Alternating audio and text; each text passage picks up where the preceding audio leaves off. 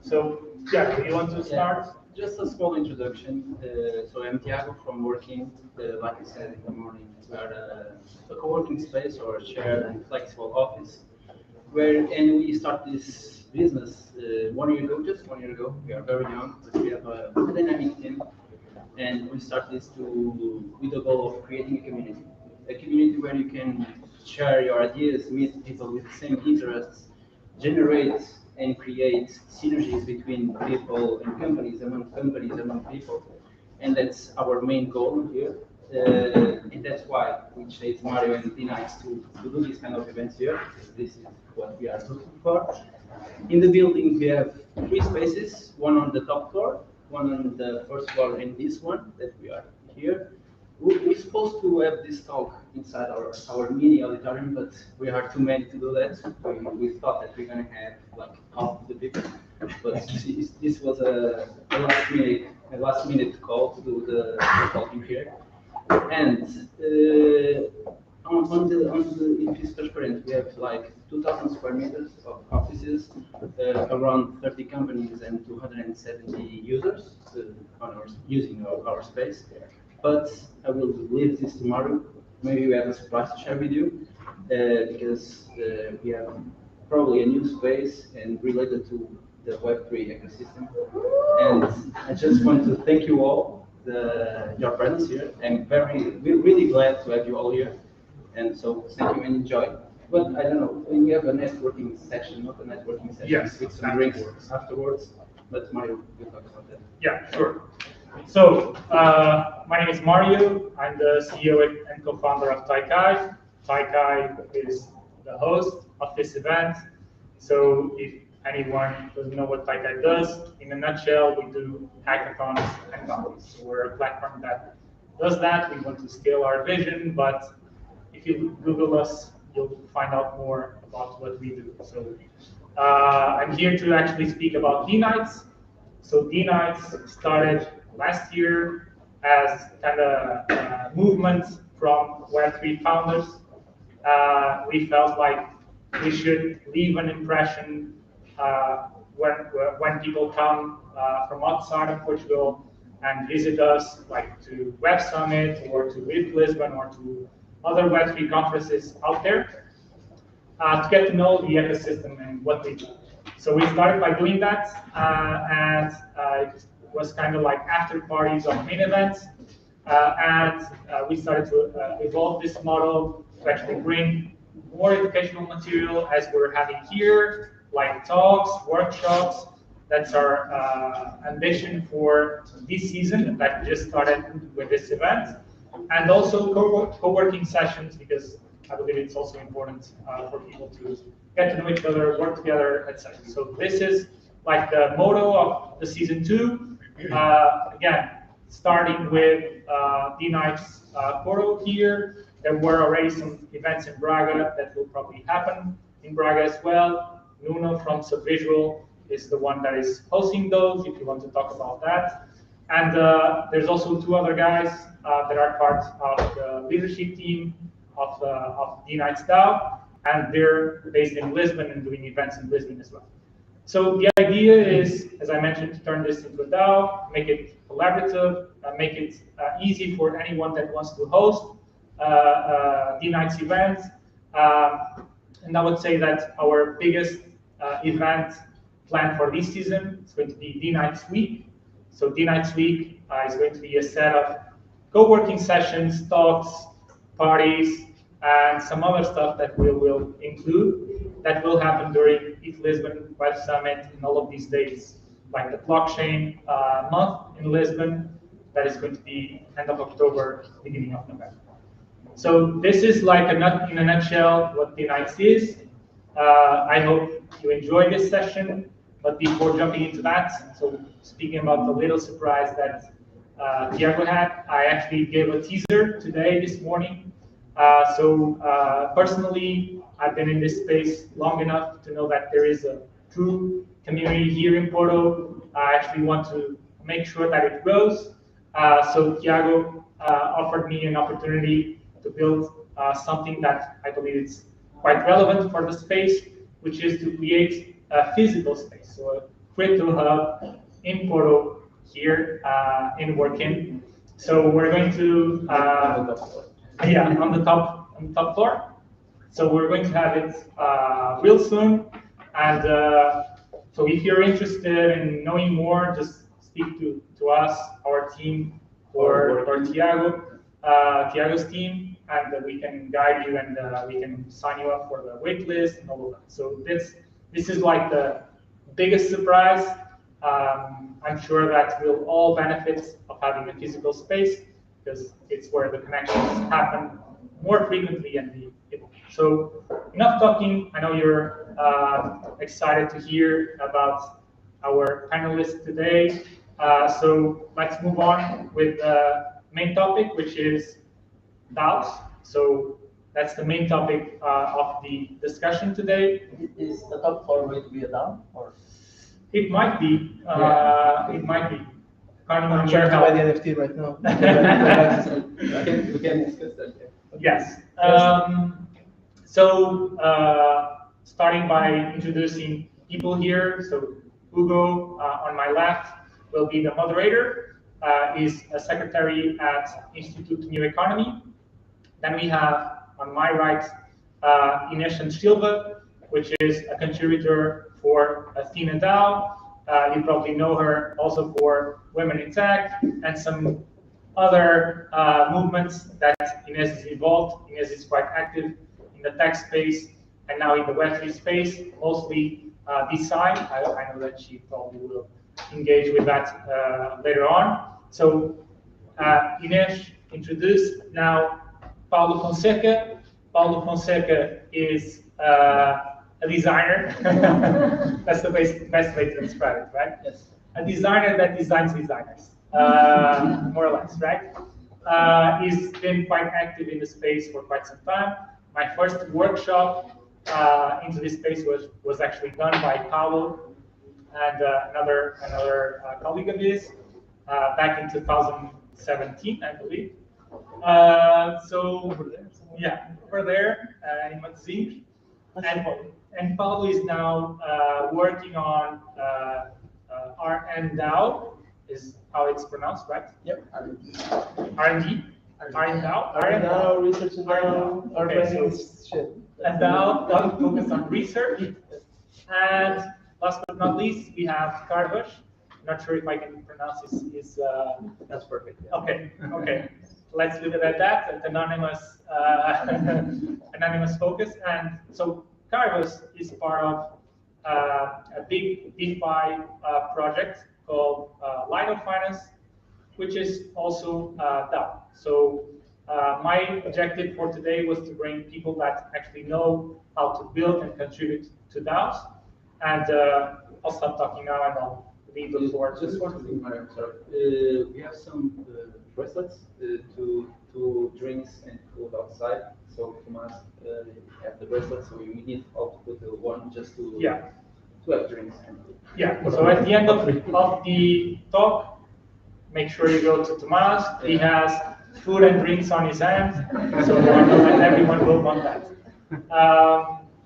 Yeah. Basically, that's it. Right? Thank you and enjoy. All right. Enjoy. I'll just shift close a bit. I'm not showing you my back.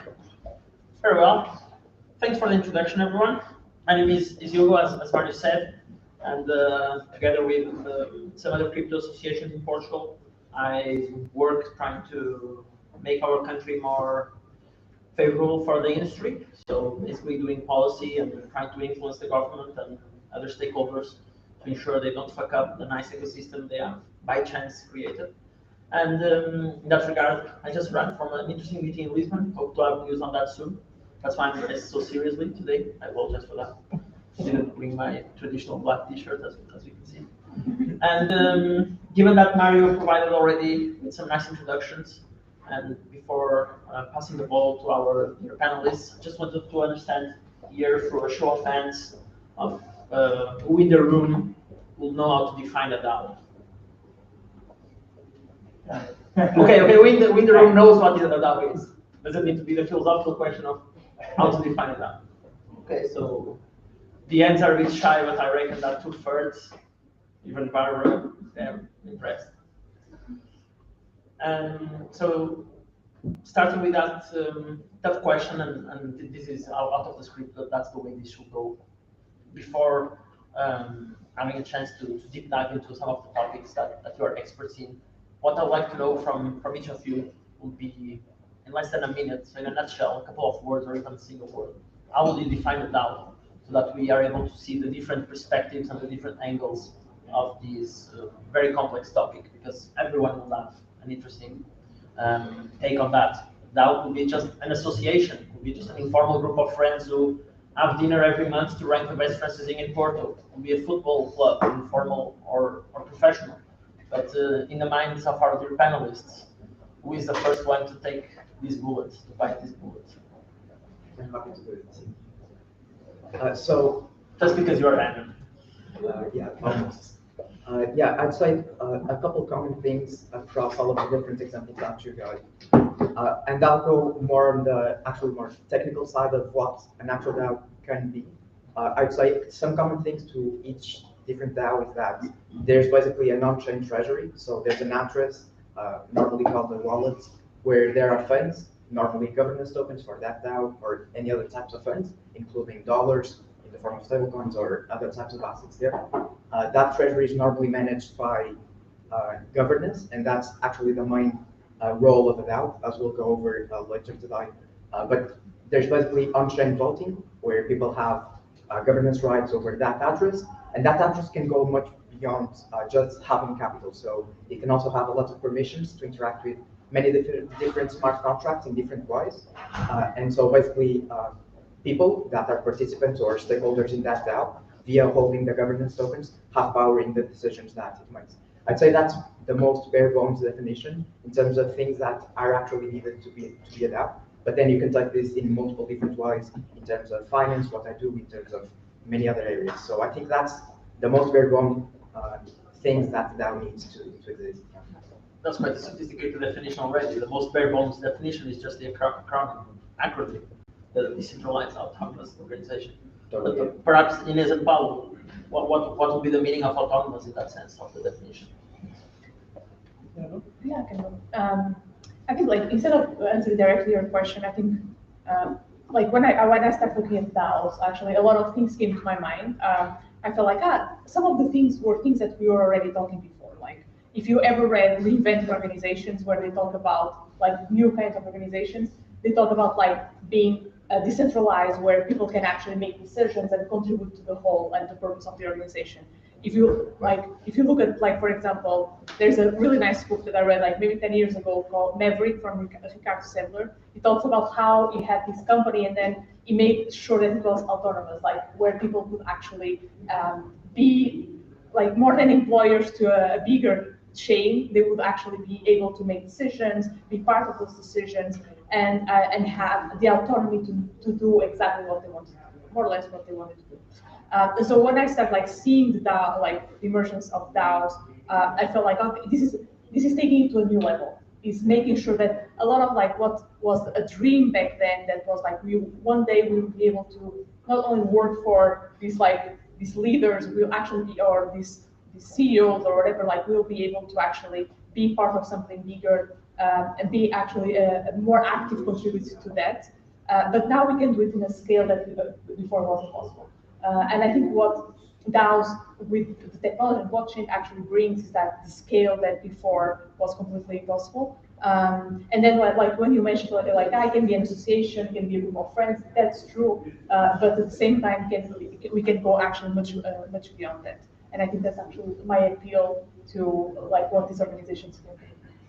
Definitely agree, but there's a topic that I believe Paul will for sure have to touch, which is on the autonomous part. It's not only about autonomy, but specifically about the power of smart contracts to, as much as possible, automate some of the actions of the organization. Is that correct, Paulo? And how would you give your nutshell definition of a DAO as well?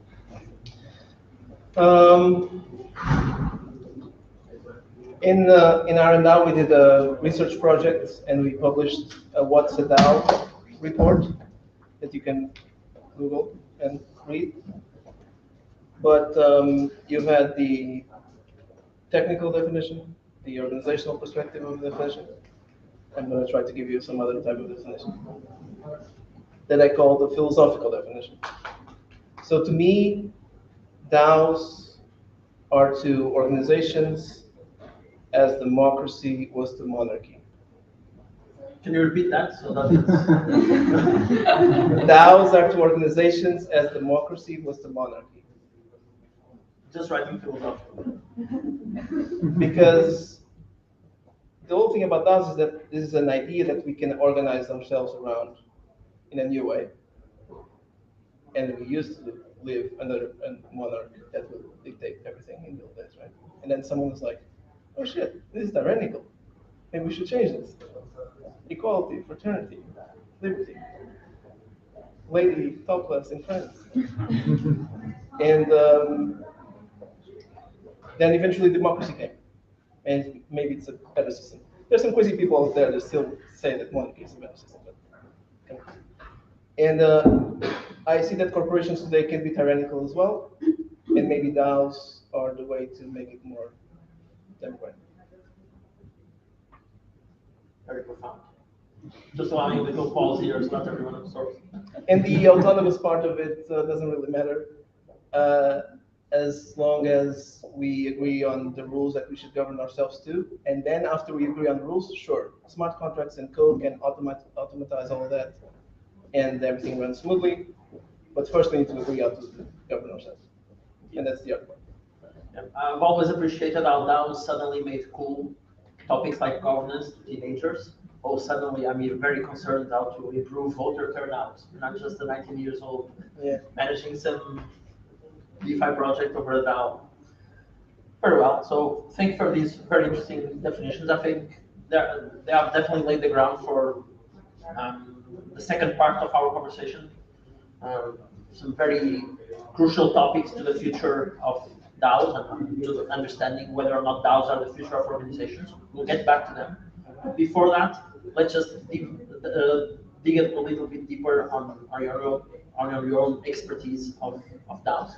And we'll start with DeNites, which as a contributor to Athena DAO, a decentralized science project, has a very unique take on what I would say is perhaps one of the purest representations of DAOs these days. So, for example, while we have Carlos over there representing the evil side of DAOs, the financial side of DAOs, just trying to escape the law and the regulation by having this magical thing called governance on chain, and we don't care about code of normal legal societies and stuff like that.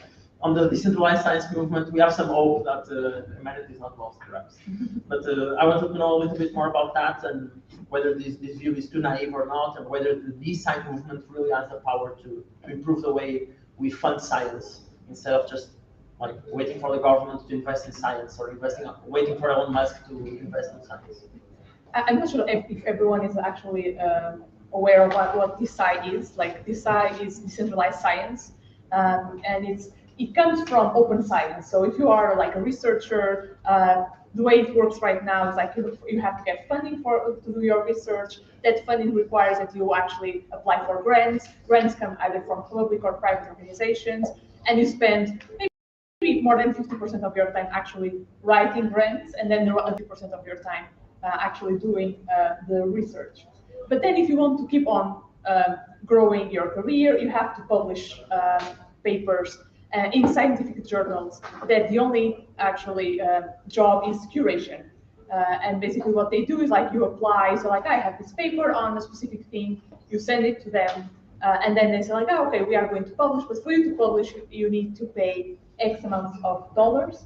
And then for me to access it, I have to pay the journal X amount of dollars.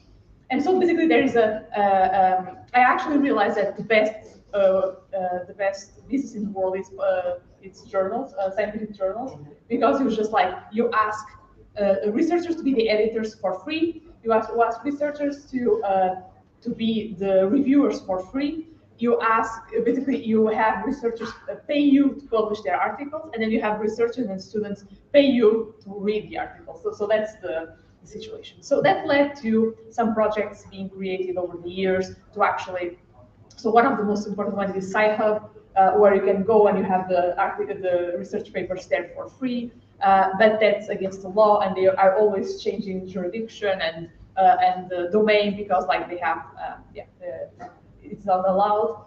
But that led to like the open science, and then more recently to decide to try to understand not only how to fund, but go beyond that. How can we actually build tools that allow researchers to do their best job, but also create some guidelines like, for example, one of the biggest problems of science is being able to replicate results. There is like, I think once I actually saw something this week that there were like math science papers where they could not replicate 50% of the results. And that goes to in biology, in health, and all those areas, which means that a lot of things that we read saying like caffeine is good for you or alcohol is bad, the next day you read exactly the opposite and you don't know exactly what's true. And the reason is because like there's no one actually seeing if the thing is good or bad, or like to see if what people are saying is actually true. So with DeSci, what happened was like a group of people started to organize to, on one hand, fund research, and one of the first DAOs doing that was VitaDAO. So VitaDAO is a DAO that was created to fund longevity research, and that's what like over the past year they have funded 15 projects across the world, and to do that as a DAO, they rely on a technology developed by Molecule that is the IP and NFT. So basically, they turn IP, so intellectual property from some kind like a patent or some kind of intellectual property in an NFT that then VitaDAO can actually buy and invest in. So, but then there are like, you have like DeSci Labs, for example. I really recommend that you check what they are doing, because what they try to do is like to rebuild the scientific paper or the scientific journal, where when you go there and you have a paper, you can not only see the paper, but you can actually see a lot of metadata around that paper. You can actually see the data that paper used to get there those results. So that's a good example. Again, not funding science, but in this case actually making the process easier. And there's like a lot of them. So every month I have a call with like more or less like 15 projects that are working in this space. You have Research Hub, for example, that wants to be a new kind of place for people to discuss the science. You have Ants Review that is actually doing a lot of innovating a lot of like ways to do reviewing.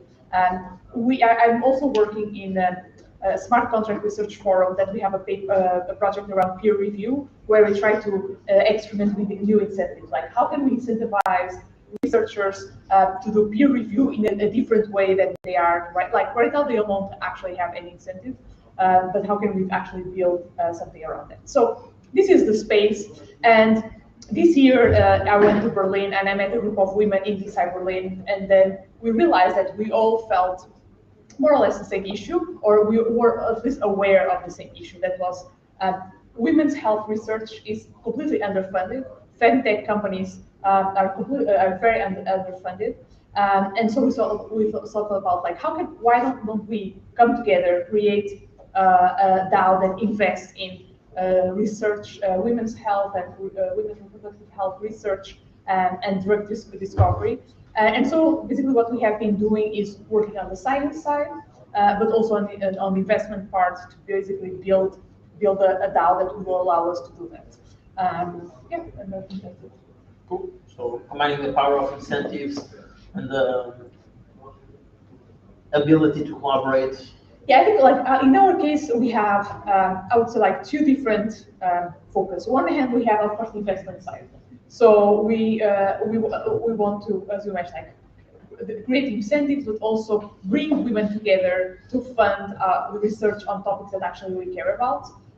And that's of course it's a big challenge, because if you look at Web3, we still like the percentage of women working in Web3 is actually very low. So we need to onboard more women to the space and then be able to actually gather so we can invest there. But then we also have a second area that is like more the community. So right now we are thinking about like launching a membership NFT. So because like when we bring these women together, we all have our own health related stories. We all have experienced how badly we were treated or how our problems are not taking consideration like as others are. And so like the fact that we can come together and can learn from each other, I think that's a lot of value. In our, right now, if you go to, on our Discord, you have like researchers, you have clinicians, you have physicians that bring that science part, but we also have investors, Web3 enthusiasts, and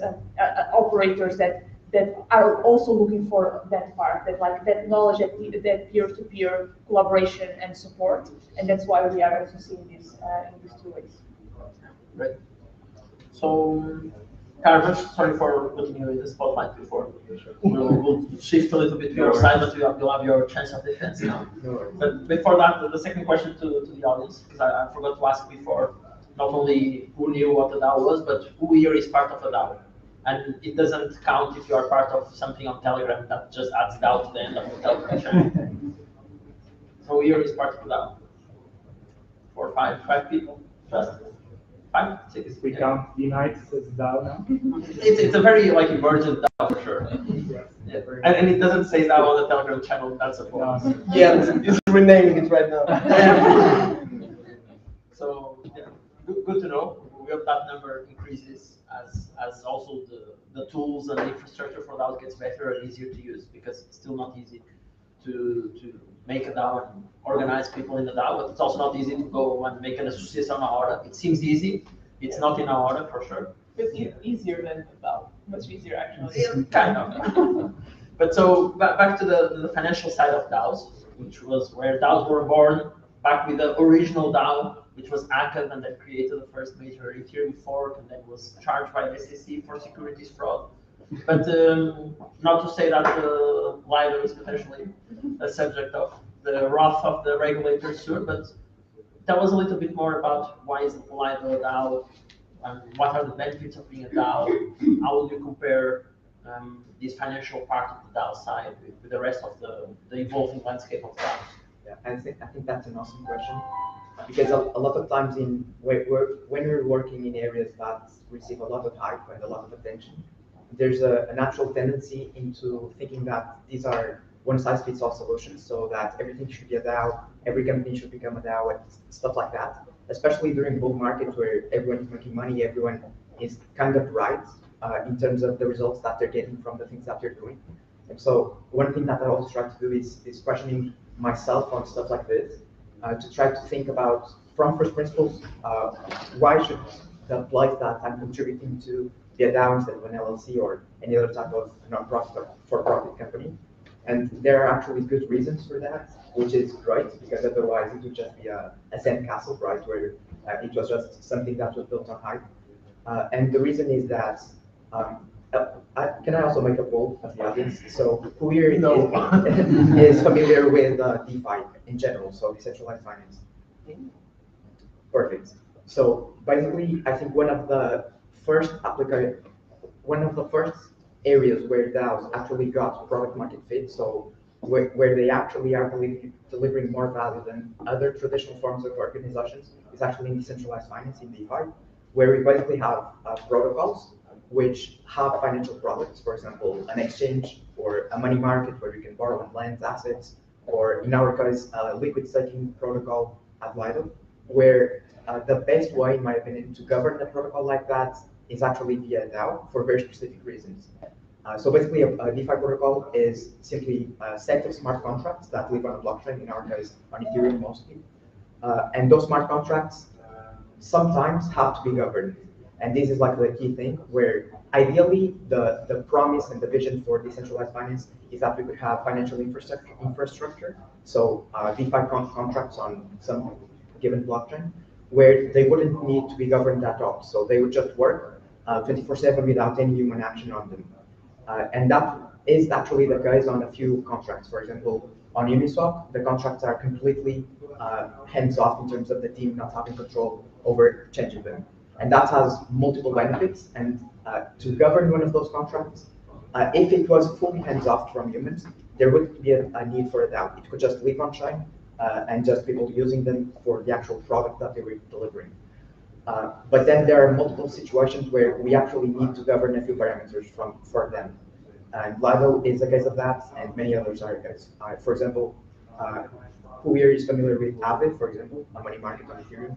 So basically, Aave is a place where you can borrow and lend different tokens, and there are parameters that have to receive human input in order to be chosen or altered. And those are, for example, risk factors, collateral factors. So how much can you borrow with this given as collateral? Basically, percentages like those. And those have to be calculated by humans or even by software, but they change over time, right? And if it changes over time, there's the need for governance, what we're talking about, for people to vote on that and to decide how it will change. And in Lido's case, that's actually the case as well, because when Lido was created, it was pre-merge, which was something that happened last week. So the Ethereum beacon chain that was proof of stake merged with the main chain, and now Ethereum is fully proof of stake, but before it wasn't. But there was also still the beacon chain, basically the place where you could stake ETH, already live when Lido launched. And so because there was all of that uncertainty, and because there are other parameters that need to be governed by people, for example, the set of validators, which are basically companies running nodes professionally and doing that on the behalf of Lido. Because of all of that human management, there needs to be decisions by people, by DAO contributors and DAO stakeholders, the people that hold LDO, the governance token, to sometimes vote on those decisions. And basically, when we have a financial smart contract that has some parameters that need to change over time, we basically need a DAO and the governance system attached to it to actually govern that. The reason this couldn't be done in a company, and going back to the question, is that there are very crucial benefits, and in Lido's case even more so, of having this happen on-chain, transparently, and without requiring additional trust assumptions. So for example, Lido, also who here is familiar with Lido? Awesome. So it's basically the #1 protocol for liquid staking. So people that want to stake their assets but keep liquidity on them instead of locking them up. Now Lido controls 30% of all of the stake ETH that's staked overall, and that's a centralization threat to Ethereum itself, and puts a lot of other stuff in harm's way if there were bad governance decisions at Lido. And if it was a company, there would be, first of all, no transparency around how those decisions were made, while in this case there's full transparency because it's all on-chain. It's all via the normal process, so it's basically first a governance forum, then a snapshot vote, and then an on-chain vote, and everyone can look into that, and everyone can look into who voted for what were the rationales behind each one of those votes, what were the descriptions initially, all of that. And then I would say the key thing is that the trust assumptions are much further reduced. So basically, Lido holders, LDO holders, have a certain set of powers that they can enact in terms of governing the Lido protocol, and that's not unlimited. It's a very specific set of powers and things that they can change. And if it was a centralized company having control individually over these smart contracts, basically people would not be able to stake their ETH there because they would not be able to trust a centralized company that would just be called upon to do something shady or even be moved by selfish interests of the founders, of the people that had that access to making smart contract changes there. And so it's actually a case, in my view, and of course, I'm just a guy that's interested in DeFi, so my view is worth what it's worth. So there are opposing views, and it's not obviously the end all be all. But in my view, as someone that's interested in DeFi, DAOs actually provide additional product benefits to DeFi and make DeFi protocols better than if they were governed any other way. And that's the kind of thing that excites me, where we actually see tech innovation actually deliver value independently of the hype, independently of whatever may be happening in the space. Super cool answer. Thanks for that. Earlier on, we got the power of incentives from Ines. Then Paul was talking about the power of the people in regard to restoring the demos out of the monarch. Maybe. And you give us the resiliency aspect as opposed to the efficiency of centralized organizations. Yeah. And should we buy LDO or it's just governance token? I have no investment advice for anyone, so. Yeah. First poll to the audience. Anyone here got the Uniswap airdrop? Yeah. Good that you don't show your ends, so that we don't report to the tax authorities. Cool. Just checking. Filling the room. So, Paulo, back to you. As a designer and a modern scholar of DAOs, you know more than anyone the importance of having these solid governance mechanisms to make sure that DAOs work nicely. But governance is boring. We don't want to talk about that. But you're also quite curious about community. As I told you earlier, I went on your Twitter account, I spied what you were doing, and you were sharing your love for an obscure book from a very controversial Portuguese figure that wrote this book on community, similar to the Sandbox on Community Manifesto, actually. And because Tiago and Mario, and not only because of that, but curious that Tiago and Mario were also talking about the fluffy side of community, and we want to create a crypto community. And fortunately, I think we are seeing that nicely emerging in Porto in a very natural and organic way. But I wanted to get your take on the uniqueness of community within DAOs. Is there something unique about it? Or are there specific problems to community on DAOs that perhaps arise because of the way government is structured? And can you share us a little bit more about your take on this very key, crucial topic? Governance is boring until someone steals something from you. Then it's painful. Then you start like, oh shit, Besh stole my money. Yeah. So people can either choose to let other people decide how the governance system should work, or they can start to design that system themselves. The problem is that when they attempt to design a governance system for themselves, and everybody has the same say on the matter, nobody gets along, right? No, there's no recipe that comes out of that. And DAOs are a bit like that. There are a bunch of people in DAOs trying to decide how they should govern themselves, and coming up with these amazing, crazy, convoluted, complex, stupid, illegal ways of doing it. And that's actually the promise of DAOs, is because now that we have this space where you can experiment with this. And some people govern themselves in this way, some other people govern themselves in this way. And the way they group themselves is usually because they belong to some kind of community. So the idea is that it's kind of like, I hope every one of us has a family here, and we need to manage our family within our, family peers, family members, and we argue and we fight and we have to split assets sometimes, and we have to do all those things. It's exactly the same thing. And actually, the book is called Community because it's portraying the author's family in that book. And Sharing the same bed, literally. sharing the same bed, literally. Yeah. By the way, the book is amazing. Some people say, like Salman has said, that it's the best thing that was ever written in Portuguese, so I recommend everybody to check it out. And it's only like 20 pages long. It's really amazing. But besides that, some people say that DAOs are communities with a bank account. So families with bank accounts, with a shared bank account. So that's kind of the same challenge. Imagine that you have a shared bank account with all your family members, with your brothers, your fathers and sisters and daughters and sons, and you all had to play along nicely so that you could do stuff together and decide on what to spend money or not, so on, what to buy, what to sell. So just imagine the kind of challenge. So just in your own family, that's like, fuck, right? So now imagine with a group of strangers in the internet that you don't know, most of them under a pseudonymous avatar that looks like a monkey, and trying to do that. So that's a challenge. That's what you're trying to do in DAOs. But what sets the boundary between one DAO and the other DAO is the community. Is the mission that that group of people wants to fulfill because they have the same mission and they consider themselves part of those communities.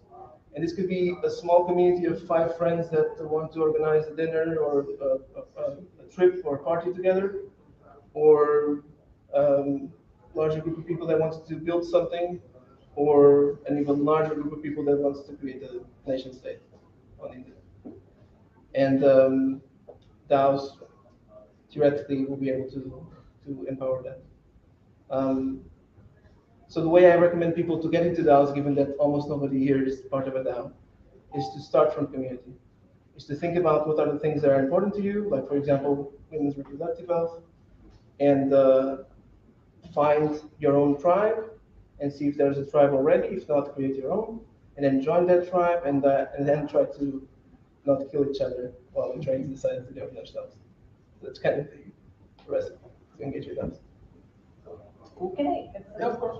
Because I think like the analogy of a family, I think is good on one hand, but bad on the other one. And I think the reason is because you are just part of one family, and in DAOs you can be at least part of the 100 discords, and you have to feel like you are part of a DAO or a community, and then you realize that it's impossible for you to follow all the conversations that are happening. And I think another way that I think in the family somehow you know where is your place. You know, like more or less like what's happening. I think in DAOs you don't. So you just get there, like you knock on the door and you open the door, it's like a carnival. And then you say like, now you have to understand like where you should go, what you should do. And then you are asked to contribute because everywhere is like, you have to contribute to the DAO. But then you say like, but what does that mean?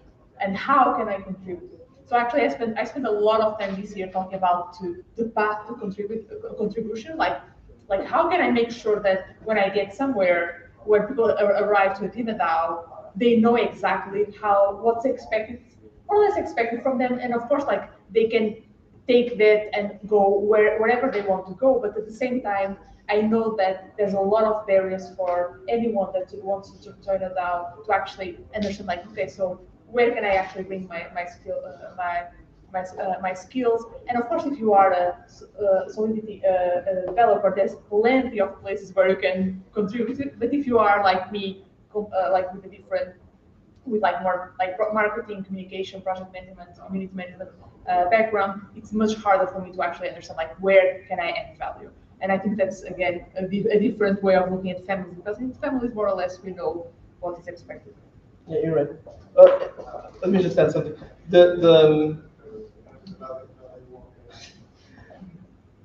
The journey of getting into a DAO and contributing to the DAO is a clusterfuck in most places. The reason why it is because all DAOs are like, hey, please join and work for free. And then we'll see. That's basically the pitch. Please join, contribute, maybe you'll get paid, maybe you don't know. And I actually think DAOs are doing that wrong.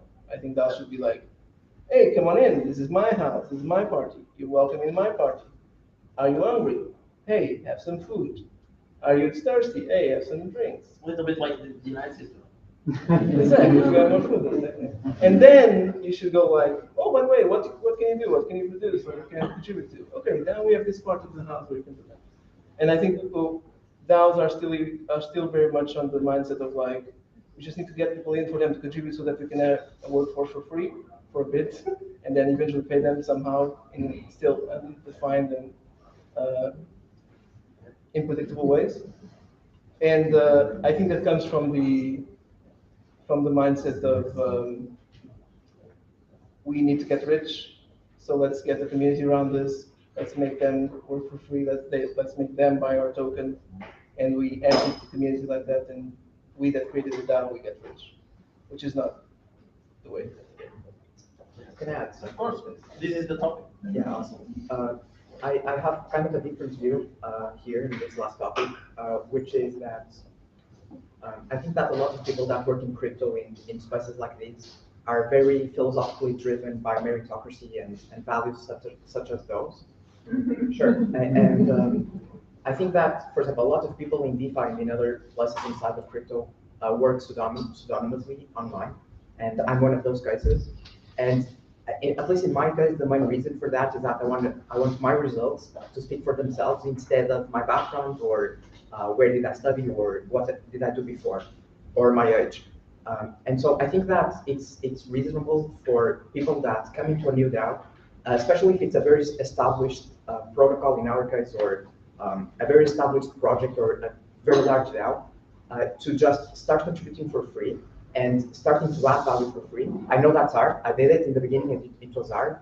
But I think that's actually a very decent way to get onboarded, because from that point on, you're basically just talking and just being evaluated on your results and the things that you actually were able to do. So I think that's even superior than a normal recruiting process because I have recruited people before to other organizations, and I think that there's always a mismatch inherent to people that can be very good at interviews and pitch their background super well, but then have a divergence between that and how well they actually work and how well they actually contribute to the company, that whatever.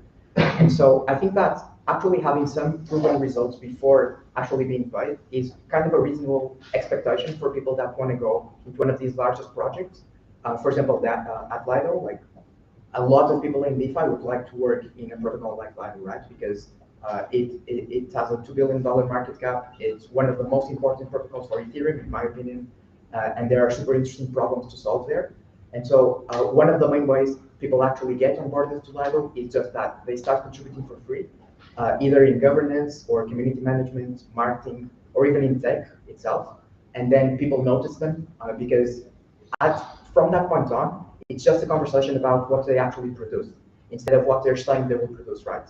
And so it's a much easier ask to be onboarded or to just be onboarded after you actually have proven that you're good at doing something. So I understand that a lot of people are not able to get into a position like that where they can spend 1 month or so contributing for free. But if you can, I think that's actually a very reasonable way to join a project like that. I think it's more meritocratic than just the normal recruiting process. So yeah, that's my take on that. Yeah, very interesting. Not necessarily fully in conflict with what Paul Sure. said. Not sure if you want to. I think it's two sides of the same sword. People are more willing to work for free for something that they like. Totally. If it is with a community that they like, even more. Right? So you could join it now because it is your tribe and your community. And actually, well, they even need your skills, so maybe you even work for free, right? And it's your hobby, right? And you start that as an hobby. And it's I think the two sides of the same coin. I do argue that it is a better pitch to do about DAOs saying, come to DAOs, find your community, and join a group of people that you like and identify with, instead of saying, come to DAOs and work for free for a month. But that's just how I would pitch it. Yep. Then we have the other side of the same coin. This is usually something that's said by Anton, a preeminent member of the crypto and Porto, who shamefully is not here today.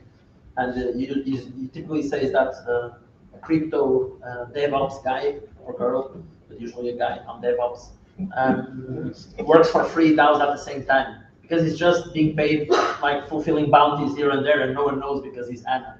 So by having also the necessity for you to give a little bit of yourself, of your own resources to the association, to the DAO, kind of forces one to filter that. But at the same time, I understand Paul's take of the ability to kind of explore people. And we have here the overlords, the DAO founders, just taking advantage of some. And by the way, not all DAOs don't pay. Some DAOs you join and you immediately can get paid by a small test that you do. Yeah. And that's, by the way, I think the best one. Yeah. But we'll soon open the floor for the audience for Q&A before our hour is due and our beers are served. But to conclude this area of the conversation, I think we're arriving at the meat of it. And going back to some of the issues that were described in the initial definitions and to this very same problem, and to a specific phrase you said, Paul, that you said regarding to DAOs, that people can choose to decide for themselves, or they can just wait for someone else to decide for them. And tying these also to the democracy decision and to the efficiency of corporations, what we see now in DAOs is the voter fatigue. Everyone is being asked to decide on minor tasks, on day-to-day small issues. Should we move the logo 5 pixels to the left or not, for example? And they are in 20 or 20,000 different discords, and they cannot just follow and go on snapshot and see all the proposals that are going on. And my question to all of you is, how are you experiencing this yourself? And how do you see the future of DAOs in regard to this? And answering the ultimate question of this panel, will DAOs be able to compete with other organizations? Are DAOs the future of organizations? For example, also tying up with Inez, I remember back in university, we're the same college together with Mario, and we're always talking. We're part of multiple DAOs, multiple student associations, doing different work in them, not being paid for sure, but gaining valuable skills in the process. And making cheats. Sometimes. Because that's incentive. That's the belonging, right? Indeed, or learning so that you meet cheats. Don't forget that part. But it's always the discounted opposite sex or discounted future partners. Of course, yes. Cash flow present value. But yeah, in this regard, we're always talking, oh, we are all the same. Like in all the associations, it's the same, like different combinations of the same group of people, and it's just 5% of the university. Why are not more people wanting to work together and do cool stuff, building communities? So my question to you is this possible to be overcome, or are we just very optimistic about that? I think you have like several questions in Of course. whatever you said. I think Something I'm not allowing the audience to do to you. Exactly. But I think like one thing is that what you mentioned, like will DAOs actually be the future of organizations, and how they compare with corporations? I think like we are comparing two things right now that are in completely different stages of development. If you look at like the first company in the world was the Dutch Indian company or corporation, and it was created I think in the 17th century. And if you compare that company with Apple today, I think you can see that they are, in terms of corporate structures, they are completely different. And basically that shows that when it started, I'm sure that there was like people don't know how to organize things. There was not a CEO, a HR department. There was not all these things that we are now using in our company. So I think like when we are comparing these things in completely different stages of development, I think we are being unfair to DAOs. I think DAOs have been around since the DAO that you mentioned, 2016 or 17. So I think like we are so far away from actually knowing where this is going. But I think it's very, very exciting to actually be part of the construction of it. I think but on the other hand, I think there's also a lot to learn for other forms of organizations, like cooperatives, for example, and associations that you were mentioning, and people that have been trying holacracy or different ways of organizing organizations, like more flat organizations, different decision making, like distributed decision power. I think that's a lot to learn from them. So let's make sure that we don't start from now or from a blank page, because we don't need to. But at the same time, let's not compare things that I don't think that are comparable. I think like going to the future, I think we'll see organizations that will require to be a DAO. I think like we were saying, like in DeFi, I think it makes a lot of sense in a lot of situations. But I'm sure that when I look at the Tina DAO, we could have, and some people have come to us and say like, we could have done this outside the DAO. In part, that's true, but it's not 100% true, because we could not bring the community element that we actually want to do. So I think like we have to see where these things are going on one hand, and basically, and then go from there. But making sure that we leave space for us to learn. I think right now, even from a legal standpoint, it's such a mess. We need that clarity, and I think we are building that process. So I think answering part of your question. I think the second question that you mentioned is like how can we make sure to involve more people? And I think like to do that, we have the onboarding needs to be different, easier, and better.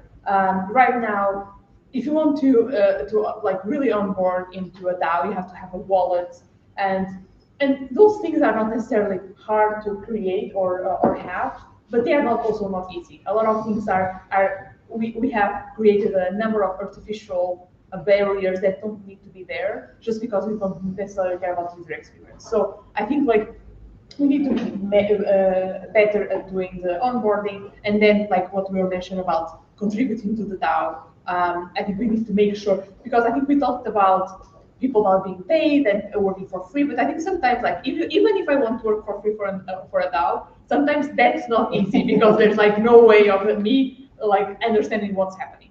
And then I think the tools that we have right now are another barrier. Discord doesn't work, but then you have Discourse for some organizations, you have Telegram, and then you have, like, it's impossible for you to actually follow everything. And if you want to really contribute to a DAO, you need to be in one or two, not more than that. Otherwise, I don't think that's possible. Yeah, so basically, I think, like, these are the things that we need to make sure to be possible for us to onboard more people into DAOs. Self-confidence. You wanna go? Mhm. Yeah, so basically I have like three thoughts on that question. Again, like this is something that I think about because I'm basically making a career bet myself, right, in working in this place. And so before jumping full time or jumping in with most of my attention into it, I had to consider, like, from first principles, what were like the outcomes of this, right? And so my first thought is that DAOs are probably not the best way to manage teams, and that centralized groups or centralized teams work more efficiently there. And I think that's fine, at least in current form. This is my view. Lido is a DAO. I'm part of other groups and stuff like that. And I think it's probably not the most efficient way versus a traditional startup or company. However, there's one interesting trend that I've been tracking a lot recently, which is basically DAOs becoming more financing vehicles for different centralized teams, rather than them actually being the ones managing the teams themselves. So for example, most of the DAOs that we've spoken about here, so Uniswap, Aave, Lido, and many others, Balancer, many others, are now slowly moving into a space where they have centralized teams that might have spun off from the core team at that DAO. For example, Aave has now BGD Labs, who is a team of developers that contributes to the Aave protocol. Lido has multiple teams that build Lido on X, so Lido on different chains outside of Ethereum. Balancer has, for example, Orb Collective, which is also a centralized team that's spun off from the DAO itself. That's now financed by the DAO, but provides basically services to the DAO. And I think that's a much better model, where the decision for the stakeholders or the voters in that DAO is just to finance that team and to define the KPIs for them, and actually the areas of actuation for them as well. And then the way they manage internally is up to them, but it's in a centralized way with a leader and with clear deliverables and OKRs to deliver on. So that's one of the trends that I'm bullish on, and I think that will happen more and will have success. This basically removes a lot of the need for a lot of the votes that go on now. So instead of actually having to vote on each head of department or each head of core unit or whatever you want to call it, in a DAO you can just finance the centralized team and then they do, for example, integrations for this protocol. Another team can just do treasury management for this protocol. And then they manage themselves as a traditional startup or company or even a consulting company would, and then provide services to the DAO that way.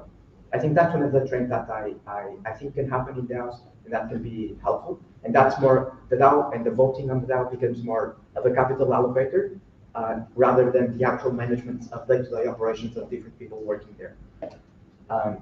And then the third thing is that I was actually discussing from first principles, do we believe in DAOs or do we do not believe in DAOs, with a friend of mine that works in this place as well in Lisbon that knows more about DeFi than me.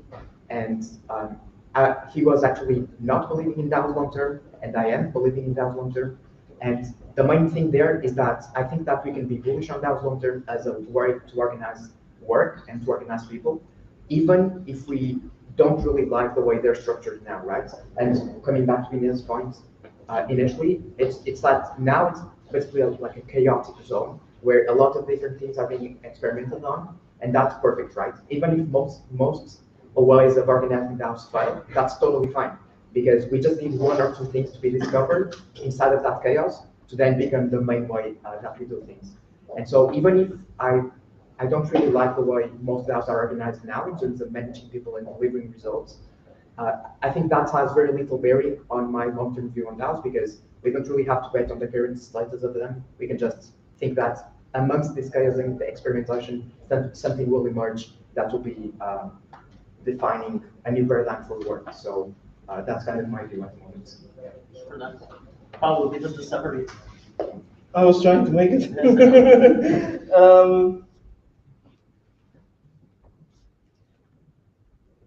This event happened because there was a previous event in Lisbon where people were talking about DAOs. and the panelists on that event. Look at Mari's face. The panelists on that event were a bit pessimistic about DAOs, and I complained about it because, again, we're judging a baby idea that right now is a DAO against a super mature idea that right now is a corporation. So this is not fair at all. And being skeptic about DAOs is basically stabbing the baby and killing the baby. So we should be optimistic about DAOs, or about at least the potential of DAOs, because otherwise it's unfair. And it's normal that the baby idea that the DAO is right now is not good for a lot of things. A baby cannot do shit, right? Actually, can do shit, but not shit. So maybe right now, DAOs are only good for one type of use, right?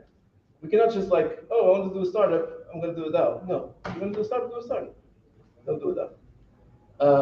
Startups that are centralized, hierarchical, VC-backed are much more efficient at being a startup, creating something in the world than a DAO that manages itself in another way. There are some things where I think DAOs are good for that corporations could never solve. How to manage AI, how to solve climate change, those kind of things. Global things that require coordination challenges that we never were able to figure out with corporations or governments or nuclear weapons. And so right now, DAOs are probably only good for one type of thing, to solve one type of problems in the world, and those are the ones that require massive amounts of global coordination. And in our DAO, the DAO that I'm creating and doing research on DAOs, we've launched a poll to a bunch of people in the space asking what are the challenges on DAOs right now. And we have a top 5 of challenges, so most people say that onboarding on DAOs is the most challenging thing right now. So it's no surprise that everybody complains about onboarding on DAOs, like Initials just described. Then compensation. There's no clear expectations if I'm going to get paid, how much should I work, is my work needed or not, yada, yada, yada. There's nothing around that. And the voter apathy and voter turnout is like the 5th thing. And I do think that cares about government.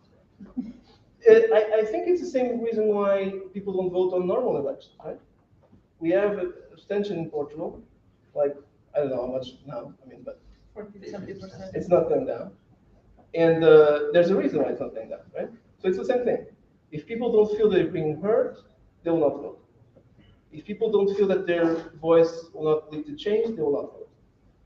If DAOs are doing proposals that are just governance theater, people will not vote.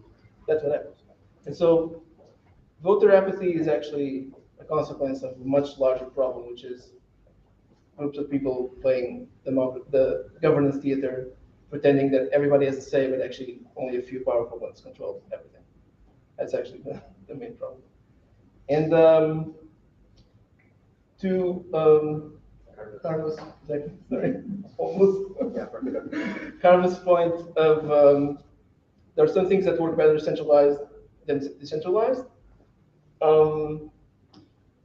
Now a bunch of people are talking about sub-DAOs, which would be teams inside DAOs, and now sub-DAOs will be managed. We did a research project about that in RNDAO. We published a report about that that you can read in rndao.mirror.xyz. And sub-DAOs still have a lot of challenges. And just the way that you organize a DAO into multiple units and multiple teams and how they govern themselves and all that, that's still not resolved at all. People have tried a bunch of different ways, and they're still trying to find a good way for their use cases and in general. So that's still not solved at all. But the landscape of the unknown unknowns of how should we govern ourselves in a better way is so big that maybe somewhere in that huge landscape, there will be a solution if we try enough to look for it, and if we experiment enough to figure out if it works or not, and if we don't kill the baby. So that's it. Super cool. Love the way the light is kind of blinding you. Yes. Also makes you more beautiful, all of you. I tried to move it backwards. And it also makes you uncomfortable. Believe me, like DAOs are making everyone uncomfortable. So just before we go, I hope there are beer front. Let's see. Just before we go to the payment that the DeNites DAO is offering us in return for our nice services of just showing up. Dear audience, any questions we have space for a couple, at least. Very sharp and succinct, please. Have some. Yeah, we'll go and see. Just Mario doesn't get to speak. Is it? He was before. Okay. Hello, everyone, and thank you for the panel for being here. My question is, you all talk about organizations and communities. Why not companies, decentralized autonomous companies with rules and with the same model, the same flow as a community of voting and who are ruling the company? So I would like to hear your thoughts about that. Maybe it's a matter of clarification that power or And actually, the question is relevant in the sense that Vitalik wrote a blog post in 2014. No, the company is for purpose, is for profit. Right, but And not for community pleasure or for giving the drive of being part of something. but you can have value or profit. Yeah. But this confusion is actually super important to talk about, because the term DAO was invented when Vitalik published a blog post that actually was called DAOs/DACs, the future of all, and it was decentralized autonomous organizations, decentralized autonomous corporations. And since he launched the idea in this way, he fucked up everything, because people were like, oh, there's the same thing, just like DAOs. Then the DAO term won because the DAO was created and stuff. We started to call it DAOs to everything. Yeah. Yesterday, he launched another article that now says DAOs are not corporations. In the title. So now he's been clarifying years later, after all this mess. Just because of this event today. Just because he knew we were going to be talking about Because that. of my question, I have one. Yeah. And so, I mean, not that Vitalik knows everything and decides everything about the space, but it's Vitalik, right? And he invented the original terms, confounded in that way, meshed together in that way, and now I think he clarified it that DAOs are not corporations. Still, my answer to your question is corporations are super efficient at solving one type of problems in the world.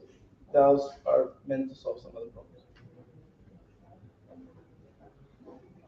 Just, I didn't want to shun Mario so aggressively before. You really want to speak, or because just you were the first one to speak, right? I do. I have a No, relevant question, but Paul, please.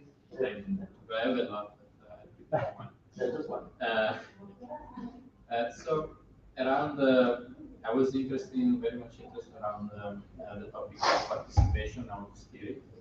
So what do you use? Like, I think I was in a talk last week in East Berlin, and there was very similar problems. So how do you make sure that people are contributing? That is not the guy with the loudest voice that actually gets all the scene. And so wondering about the tools you use or practices, how do you steer the design behavior from the right tools? $1 million question, I'll say. No, so it's actually pretty simple. Says the designer. No, I actually, well, I don't know. No, I also teach a workshop for onboarding people into Web3, specifically designers, because it's people I care about. Sorry. I just said that because designers make what's complex simple effortlessly, so it was a compliment. But in the workshop yesterday, I did a workshop yesterday about this, onboarding people into Web3, and I demonstrated a tool that's called Coordinate that basically works in the following way, which is, let's imagine that the four of us are part of a team, and we did something that produced value in the world, and we got paid for it, right? Now we got paid $1,000. How do we split it amongst ourselves, right? So the way Coordinate works is that I go to Coordinate and I say, okay, I have the $1,000, and I distribute between Hugo, Inês, and Carlos, but I don't give it to myself. So I say 300 for Hugo, 300 for Inês, 400 for Carlos. And then they all do the same, but they don't do it for themselves. And in the end, there's a distribution of money that, and I've tried to break this a bunch of times, by the way. The distribution of money that comes out of this process is the most fair thing that I've ever seen in how you compensate the group of people that work in the project together, and now you have to decide how much each person did and how much each person should get paid, because almost never it's equal split, right? It's always a bit different. And this can work for people that did 90% of the work and people that did 1% of the work.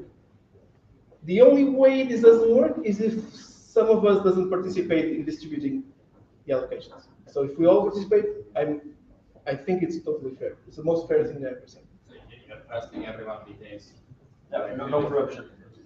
And no quid pro quos, like for example, you give me all your tokens, I give you all the tokens, they fund themselves, right? That could happen as well. It's on chain, so Right now it's not on chain. what's the name again? Coordinate. What? The logo is a ape. Coordinate ape. To coordinate apes that we are. We have one final question from the audience. Yeah, first of all, thank you for the great talk. It's really nice to see so many people here. And maybe this is a question of a realization that I had while you were talking about, the other guy, sorry, about decentralized cooperation with businesses. Isn't the concept of a DAO, a decentralized cooperation, very similar to the co-op form? You know what co-op is, right? So basically every employee is also a member of the company. Ines was I talking mentioned about that, that. Yeah, right. So would that be also implementable for a corporation to kind of manage these systems? Would that be intelligent to do, or would that be very efficient? That's part of the debates that are happening on the DAO space. Yeah, I think like we definitely have to learn from FOPs, like how they work and what works well. I think DAOs bring a layer of complexity because like while in cooperatives usually people can see each other, they are like somehow they meet and they are close together, and it's usually very very well defined what needs to be done. So for example, I come from a town that has a co-op that manages our electricity. So I don't live there anymore, but my parents don't buy electricity to EDP or one of the other companies, it buys to this cooperative. Sorry? Exactly. So basically, what means is like these people come together because in a time where there was like no cables and the infrastructure was not there, and they came together to build this thing, and now it's still there. It's like one of the last ones. So, but this work, I think we can learn a lot from them. But I think DAOs, because of the nature of what we are trying to do, are a little bit more complex. But still, I think we can learn a lot from them. And I think cooperatives can also learn from DAOs and can also import some of the tools that are being developed for DAOs in their like processes. I think there's a distinction that's worth making. There is in the traditional corporate world practices of self-management, like holacracy, sociocracy, all that. But it's very rare that they are implemented in a group of people where they all own the thing. The difference with DAOs is that everybody owns the organization. And people act very differently if they're an employee or if they're the owner of the thing, right? As you can imagine. That's the idea. That's the hope, at least, exactly. And so that kind of undermines the whole, not all, but a lot of the knowledge of self-management methodologies like sociocracy and holacracy and all that, because those methodologies have not really been implemented successfully in organizations where everybody is the owner. No, there's still one owner, and then people make decisions in a self-managed way. That's okay. And they may be more efficient, that could be debate about that, blah, blah, blah. But it's still worth to try, and a lot of companies do that.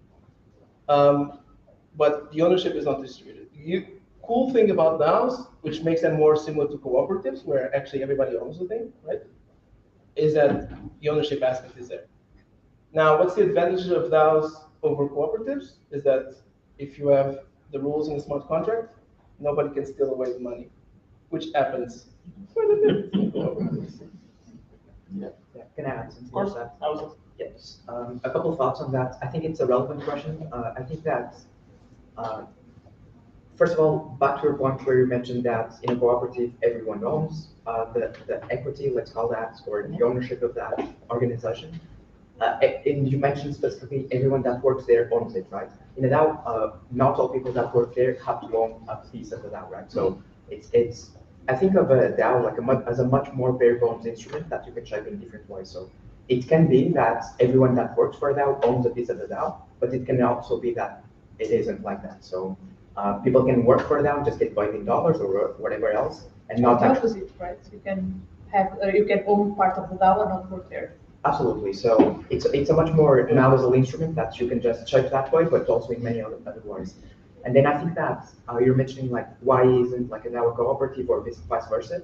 I think there are specific technical considerations for that, where, for example, a DAO, it's a non-chain organization, right? It's something that's built on a blockchain and that's governed on the blockchain. And at the moment, and one of the biggest challenges and areas of opportunity that I see in crypto is how do you have or represent ownership of real world assets on chain. And that's something that today is actually not done in a clean way. And so if you wanted to build that organization to interact with the real world, let's call that, and have, for example, a building, have a factory, something like that, the best way would definitely not be a DAO, right? But also if you wanted to manage a product on chain, like I mentioned at the beginning of my speech, a smart contract for a financial infrastructure product or anything like that, the way to do that would also not be a cooperative, right? It would be a DAO that had actually actual ownership rights over that contract or over some tokens that have governance rights over that contract. And so it's just that it's dependent on what you want to build, but also that a DAO, I think it's a much more malleable instrument that you can shape in different ways as well. So those are like the 2 points there. Definitely, and many jurisdictions are fighting for that transition and for the integration of the both worlds. Yeah. Yeah, and in Lisbon, there's, if anyone here doesn't know about it and likes this legal aspect of DAOs, just Google Lisbon DAO Observatory for nice work on the topic. And with this being said, just wanted to thank our panelists and the audience for the questions, and pass the ball to Mario to conclude the event and show us the way.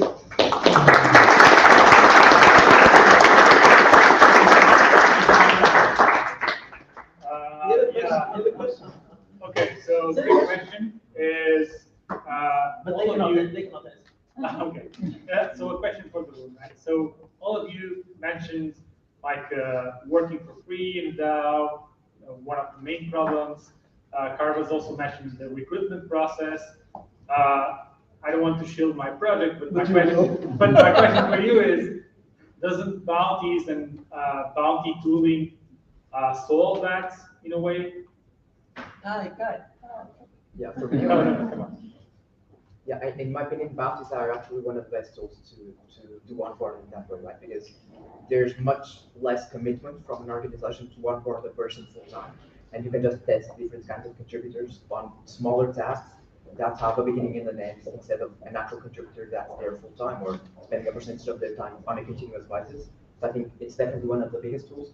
Lego doesn't really have a bounty program yet, maybe, but has a different type of tool as well, which is called a grant program, where people can. It's basically it's a similar concept, but the direction of information is the opposite, right? In a bounty, the DAO puts out what they want to see done, and in a grant program, the person gives to the DAO a proposal to actually build or do something. So it's a similar concept, but it works in a different way. I think those two are awesome tools to onboard contributors as well.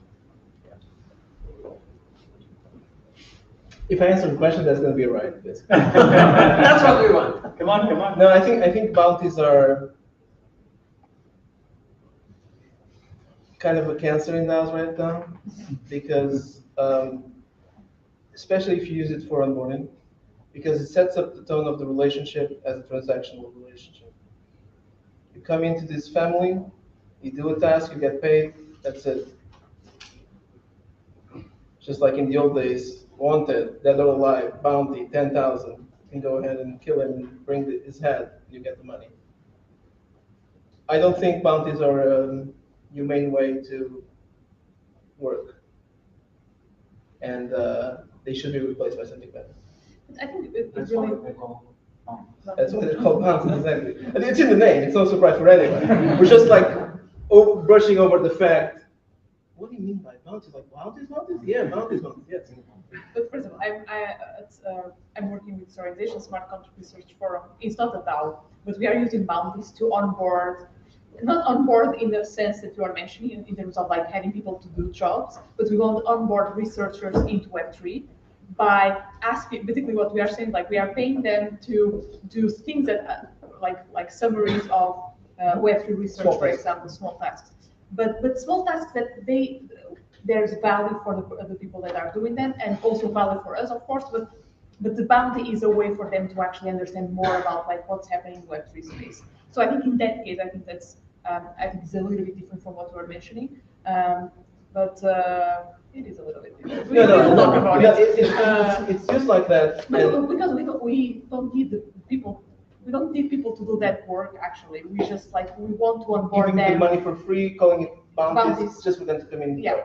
Yes. Exactly. It's So- like a carrot saying, Exactly. you'll get $50 if you do this thing. Please come in and get $50. Just give people $50. No, but because I think like there's a lot of Just value give in people learning $50. about Web3.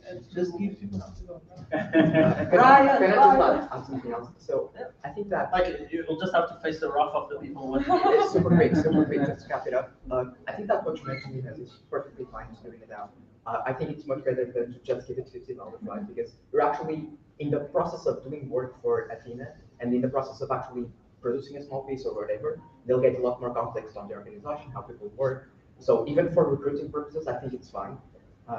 Even if it's work that's not really useful for you guys, like you mentioned. But I think that the next step and the way that this should actually be done in a larger scale is to actually have useful tasks being done instead of theater tasks, which are useful, like I mentioned to you. But I think that the way to scale bounties is to actually have useful tasks. And I think they're perfectly fine to do. And they don't really, in my opinion, don't really create that relationship that's too transactional, because there actually are tasks in our world and in any company that you guys are part of, where there's actually a beginning and an end of that task. It's literally the definition of a project, right? So a task that has a beginning and end and then a deliverable. And I think it's perfectly fine to use a bounty. And even like the word that you use, like a family, right? I don't really see a DAO like a family, like the analogy that you use, because obviously I'm more on the side that the DAOs that I'm part of have products, have revenues, and have all of that. And I think it's perfectly fine to onboard people, or even not to onboard, but just to tap into an external network of contributors that can do useful work via bounties, and that may even work better for their lifestyle, right? People can opt in DeFi to just do bounties for different protocols and have no strings attached to each one or to any of them, and just live that different lifestyle and work more as freelancers. And I think that's a perfectly fine choice for many people. And so I think that both like onboarding in a traditional way as a full-time contributor, or using bounties or using grants, I think those are all perfectly fine tools. So I kind of disagree with your view, but yeah, that's kind of the one I see. Just clarify one thing. Yeah, I disagree with making bounties the onboarding mechanism. yeah, they don't have to be the only one, right? They shouldn't be the onboarding mechanism, because it's the same as saying, hey, I want to meet you, and I'll pay you $50 for you to meet me. Huh? Or, hey, come on a date with me, and I'll pay $50 for you to come on a date with me. It's not the right moment to do a transactional. How's that like the actual analogy, right? Because we're actually saying that that will play for work, right? Not really for that or to meet anyone. It's actually playing for work. So I think it's No, I kind of breaks down there. was talking about the example that DeNites gave about the theater. But I think like I think the difference, like we are not necessarily the goal of this is not to onboard people into a DAO. It's to onboard people into Web3, into like the space, and that's what we are doing. Just give them money.